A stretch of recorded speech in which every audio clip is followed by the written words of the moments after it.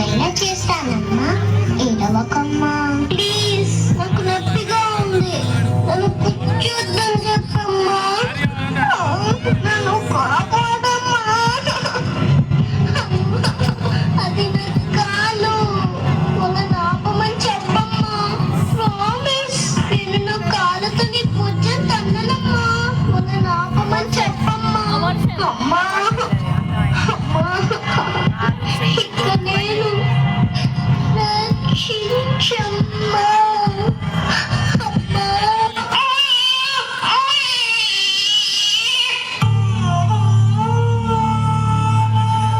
ఇంకోసారి అబార్షన్ చేయడం కుదరదు, జాగ్రత్త.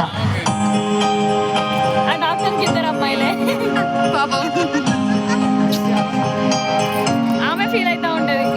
కొంతకాలం తరువాత అతని భార్య మళ్ళీ గర్భవతి అయింది. 12 ఆడపిల్లకు జన్మనిచ్చింది.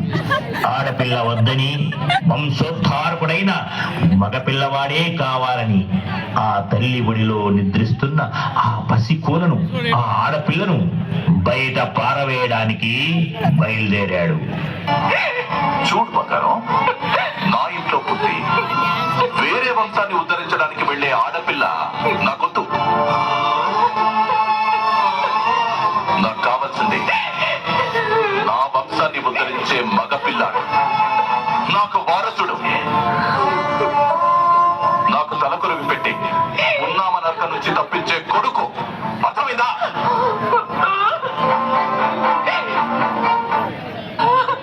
ఇదిగో వరుస పెట్టి తమరు మహారాణుల్ని కనేస్తూ ఉంటే పిచ్చేదోలా వాళ్ళని పెంచి పోషించడానికి నేనేం జమీదారిని కాను.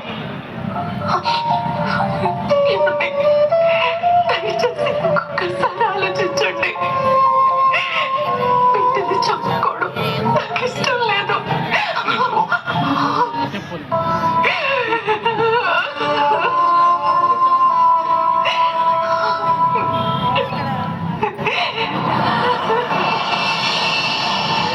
దేవుడా, నా బిడ్డని కాపాడు దేవుడా. అయ్యో, నా బిడ్డగా తెలియదు. అయ్యో దేవుడా. బంధాల బంధాలు పెంచుతుండు, మనిషి జంతువై జగంలో బతుకుతుండు.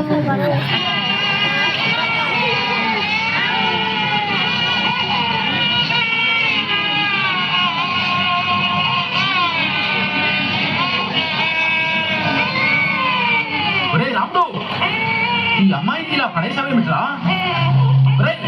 రాముడు, మళ్ళీ వాడికి అప్పగిస్తే చంపేస్తాడు.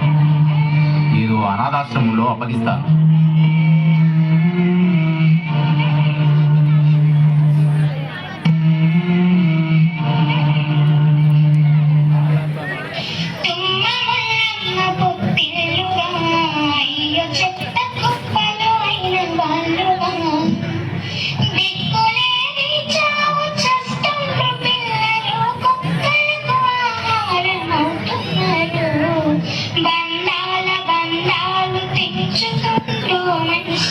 జంతువై జగములో బతుకుతుండు.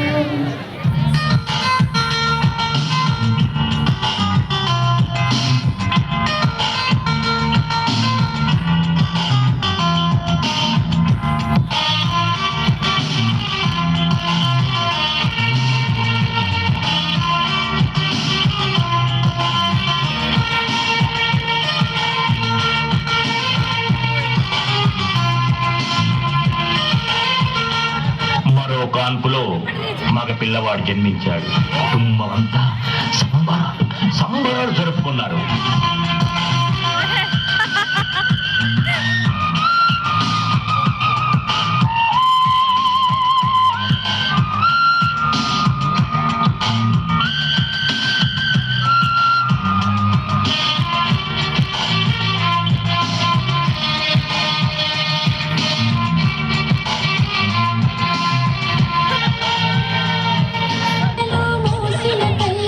ఆడది అన్న సంగతి మరిచి